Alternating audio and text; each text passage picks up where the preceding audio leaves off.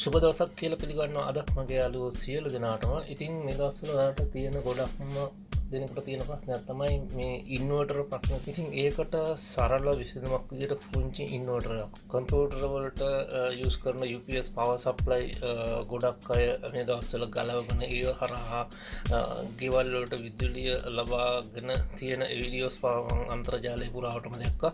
ඉතින් ඒකේ ලොකු වොට් ගානක් නැහැ.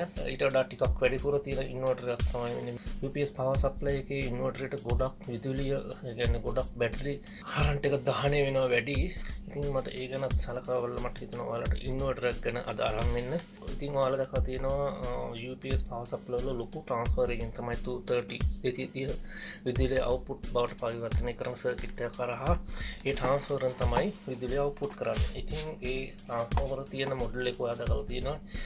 සාමාන්‍යයෙන් වෝල්ට් 220 වොට් 350ක කරන්ට් එකක් ගන්න ලොකු ට්‍රාන්ස්ෆෝමරයක් අවශ්‍ය වෙනවා. ඉතින් ඒවට ඒ ට්‍රාන්ස්ෆෝමර් සිස්ටම් එකයි මෙතන තියෙන්නේ SMPS වගේ පුංචි සර්කිට් එකක් මේකේ තියෙන්නේ. ඒ කියන්නේ මම ඔයාලට පෙන්නන්නම් මේක කොහොමද තියෙන්නේ කියලා. සහ ඒ ඉන්වර්ටරයි මේ ඉන්වර්ටරයි අතර වෙනස මේකට විදුලිය දහනය, ඒ කියන්නේ බැටරි දහනය වීම ගොඩක් අඩුයි. ගොඩක් අඩු ඇම්පියර් එකකින් තමයි මේක ක්‍රියාත්මක වෙන්නේ. ඉතින් මේවායේ සාමාන්‍යයෙන් ඔයා ලෝඩ් කරන ප්‍රමාණය අනුව තමයි බැටරිය දහනය වෙන්න පටන් ගන්න.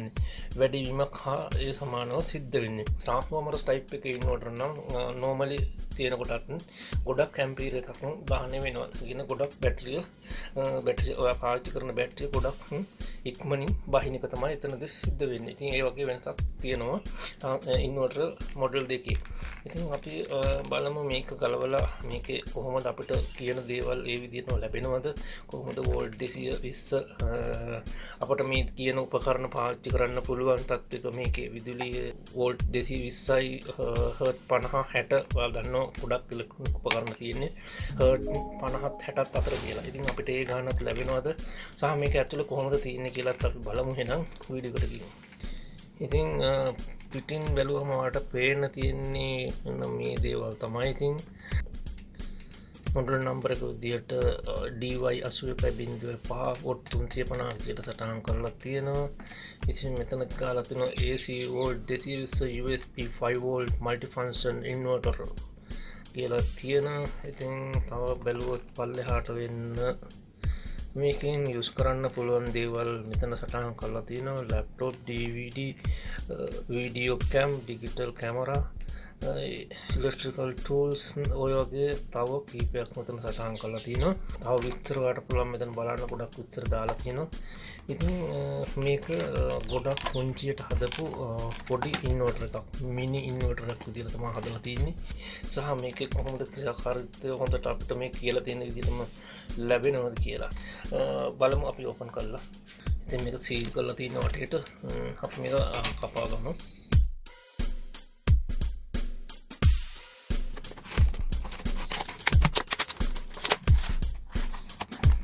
මුලින්ම අපිට මේක දෙක බලා ගන්න හම්බෙනවා. මෙන්න මේ වගේ මේ පැත්ත ඉන්වර්ටරයට කනෙක්ට් කරලා මේ පැත්ත බැටරියට කනෙක්ට් කරන්න පුළුවන් වගේ වයර් ක්ලිප් එකක්. ඊළඟට අපිට තියෙන මේ වගේ වාහනයකට වගේ යූස් කරන්න කාර් චාර්ජර් එකට ගහලා යූස් කරන්න පුළුවන් ඇඩැප්ටර් කේබල් එකක්. අපි එහෙනම් මේක යදාගම අපි බැටරියට සප්ලයි දීලා බලන්න කොහොමද කියලා මේක. එන්න ඔයාලට කියපු ඉන්වර්ටර් එක. ඉතින් ඔන්න විදිහට තමයි ඉන්වර්ටර් එක තියෙන්නේ. ගොඩාක්ම සැහැල්ලුයි. හිතා ගන්න බෑ මේක මොකද්ද තියෙන්නේ කියලාවත්. ඉතින් අපි කෝකටත් මේක සප්ලයි දීලා බලමු වැඩ කරන විදිය. ඔයාලට පේනවා මෙතන 5 වෝල්ට් අවුට් එකක් සහ වෝල්ට් 230 අපිට ලබා ගන්න පුළුවන් පැත්තක් තියෙනවා මේ පැත්තේ. සහ මේ පැත්තේ තියෙනවා power on off switch එකක් තියෙනවා. එතකොට මෙතන කූලින් ෆෑන් එකක් තියෙනවා. එතකොට සප්ලයි දෙන ධන ඍණ සප්ලයි දෙන තැනක් මෙතන තියෙනවා. කොහොමද අපි මුලින්ම අපි බලමු සප්ලයි දීලා මේකට අපිට ඒ කියන විදිහටම සප්ලයි අවුට්පුට් දෙනවද කියලා. ගොඩක් හොඳ ශක්තිමත් කේබල් එකක් තියෙනවා.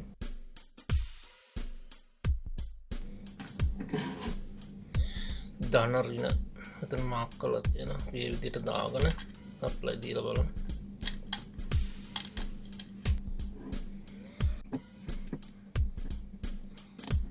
හරි ඉන්වර්ටර් එක ඔන්න මම වයර් එක දාගත්තා. මේ සඳහා මම පවර් සප්ලයි දෙන්න ඔයාලා ගොඩක් දෙනෙක් දන්න වෝල්ට් 12 බැටරිය. ඒ බැටරිය යොදා ගන්නවා. වෝල්ටේජ් චෙක් කරන්න මම මෙන්න මේ හර්ට් එක සහ වෝල්ටේජ් චෙක් කරන්න අද මම මෙන්න මේ මල්ටිමීටර් යොදා ගන්නවා. ඔයාලට මම මේකේ රිවිව් වීඩියෝ එකක් කරලා තියෙනවා. ඔයාලට පුළුවන් ගිහින් බලන්න. ටෝටල් ඩිජිටල් මල්ටිමීටර් මෙන්න මේ තියෙනවා. ඔයාලට පේන මොඩල් එකකින් මේ ගැන විස්තර ගොඩක් මම වීඩියෝ එකක් කරලා තියෙනවා. ඔයාලට පුළුවන් එකක් බලන්න ගිහිල්ලා. අද මම ඒක යොදා ගන්නවා මේක චෙක් කරන්න. දාගමු AC වෝල්ටේජ් වලට. මෙතන DC මෙතන AC මම 600 වෝල්ට් එක කරන්න දාගත්තා. ඉන්වර්ටර් සප්ලයි මම මේ විදිහට බැටරි සප්ලයි දෙනවා. හරි ඔන්න මම බැටරි කරන්ට් එක අමුණ ගත්තා ඉන්වර්ටර් එකට. ඔයාලට පේනවා ඇති ඉන්වර්ටර් එක ඔන් කරන්න ස්විච් එකක් මෙතන තිබුණා නේද? හරි මෙතන තියෙනවා ඉන්වර්ටර් ස්විච් එක.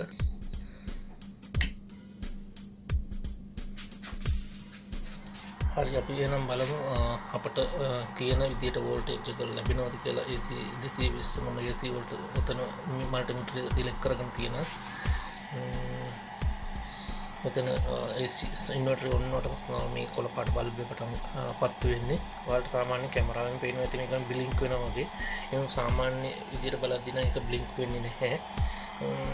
ෆෑන් එකක් වලට කූලින් ෆෑන් එකකට බලමු වෝල්ටේජ් ඉස්ස එනවද කියලා.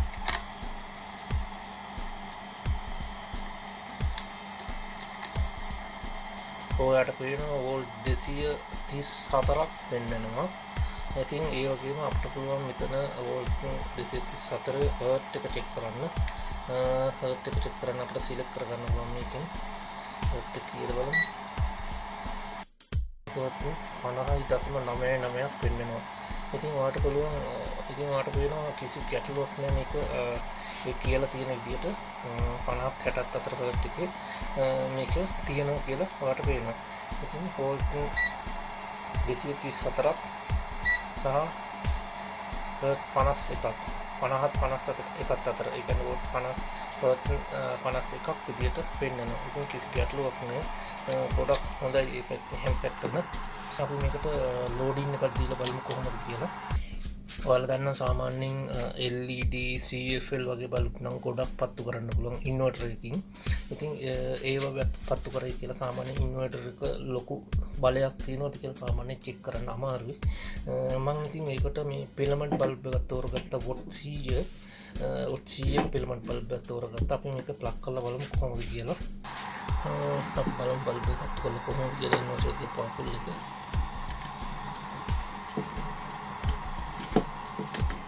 ඔයාලට පේනවා බල්බ් එක කිසි ගැටලුවක් නැතුව හොඳටම වොට් 100 එළිය තියෙනවා කියලා. ඉතින් තමයි ඉන්වර්ටර් එක ඇත්තටම ගොඩක් හොඳයි. ඉතින් ඔයාලා ගොඩක් දෙනෙක් දන්නවා දැන් ෆිලමන්ට් බල්බ් පාවිච්චි කරන්නේ නැහැ ගොඩක් වෙලාවට. මොකද ගොඩක් විදුලිය දහන වෙන නිසා. ඉතින් ඔයාලට LED හැම ගෙදරකම දැන් ගොඩක් තියෙන්නේ LED සහ CFL බල්බ් තමයි. ඉතින් ඒ බල්බ් ඔයාලට පුළුවන් සෑහෙන ප්‍රමාණයක් ඉන්වර්ටර් එකකින් යූස් කරන්න. ඉතින් සාමාන්‍යයෙන් අර ඔයා දැක්කා මේකේ යාලා කියලා තියෙන උපකරණ කීපයක් කිසි ගැටලුවක් නැතුව මේ දේවල් මේකේ පාවිච්චි කරන්න පුළුවන් කියලා. දැන් චෙක් කරලා බලුවම ඔයාලට උනත් පේනවා ඇති. ඉතින් කියන්න වරදක් නැහැ ගොඩක් හොඳයි ඉන්වර්ටර් එක. එහෙනම් අපි මේක බලමු කොහොමද ඇතුළේ තියෙන්නේ කියලා, මොන වගේ කොහොමද හදලා තියෙන්නේ කියලා.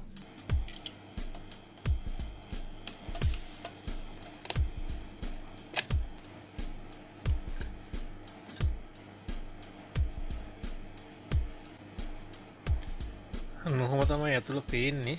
අපි කොකටත් ඉතුරු ටිකක් ගලවලා එළියට අරගෙන බලමු.